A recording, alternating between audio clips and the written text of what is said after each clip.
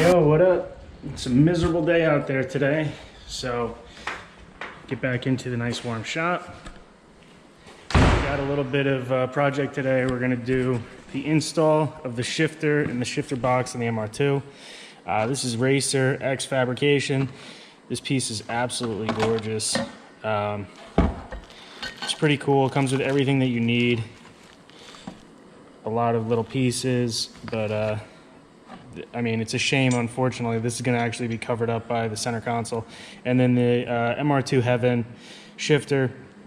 I believe this is the 1993 style shifter. They just did a reproduction of it, which is cool.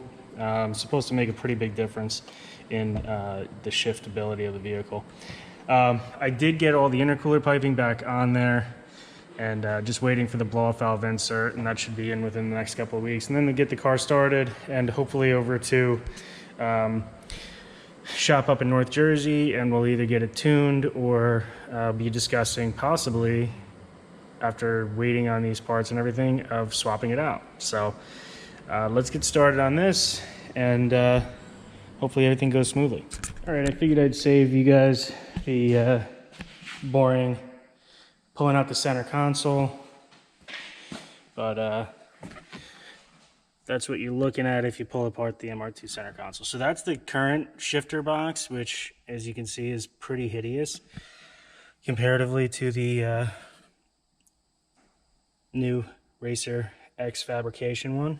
But everything's pretty simple on this car. I mean, really, I think it was six screws to even pull this apart. So I'm going to pull this apart even more, and we'll go from there.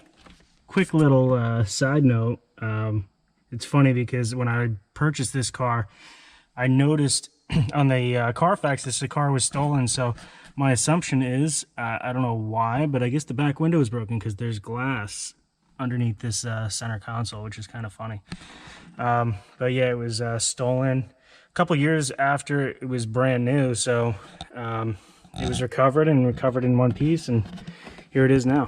Figured I'd just show you guys that because I thought it was cool. All right, guys, I was able to finish this up. Well, I shouldn't say finish it up, but I was able to get the shifter box out, got the bolts out. This is just the side-by-side, new parts. That's the box. This is the bottom portion of the box. It attaches to there.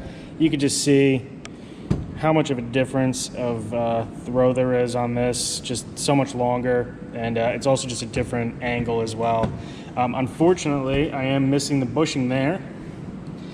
I had to call Toyota. They're going to get that to me overnight, which is great. So I'll be able to pick that up tomorrow. We'll finish this up.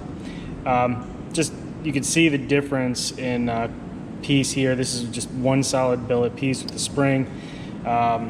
This attaches, goes straight onto the box over here, which is cool. So I'm gonna get this all buttoned up probably tomorrow or the next day, and then this car is gonna get loaded up. We'll probably get it on a trailer, go to Prime Driven or a local shop. I'm not quite sure yet exactly which one we're gonna be going with.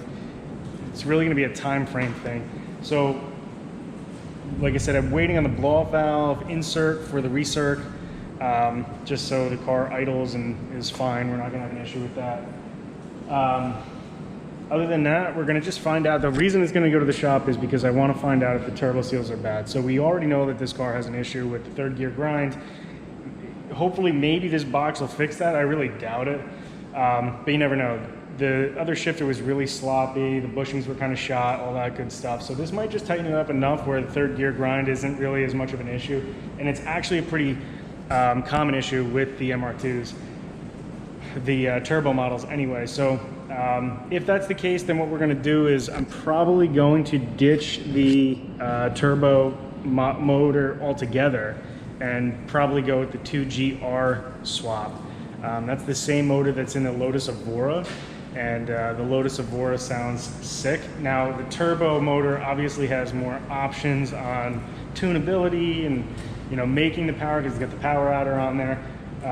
But if I can get a VR6 swap in there, VR6 swap, look at the Corrado here, V6 swap, that might just be what I'm looking for with this car. and my overall goals. I was really kind of trying to hit 300 horsepower wheel on this car. I think that's like the sweet spot in this car. I'm not going to be quite there with the V6 swap, but at the same time, it's naturally aspirated. All the problems that go along with the turbo are out of the picture, and it just, from everything that I've heard, the swap just makes the car a totally different animal. So if that's the case, we'll find out probably this week, and you guys will be watching as long as we're able to get it up there. So I'm going to make a video of us loading it up, getting it up to the shop, seeing what they say. If they say that the turbo's bad, well, then we're going to be doing a swap. Other than that, I'm going to go probably give you guys a video within the next couple days, go over the GTR build, maybe give you a little bit more of a hint on who's going to be building it, show you the parts, show you the overall goals with that car. There was an unfortunate incident with that car, not this past weekend, but the weekend before, and maybe I'll show you guys that as well. But I'm pretty excited about that. So if you guys like the videos and you want me to keep on making content, make sure that you hit the like button, subscribe, and please hit me up with any comments, emails, anything like that. I'm more than willing to answer and try to help you out as best I can. All right, thank you so much. Talk to you soon. Bye.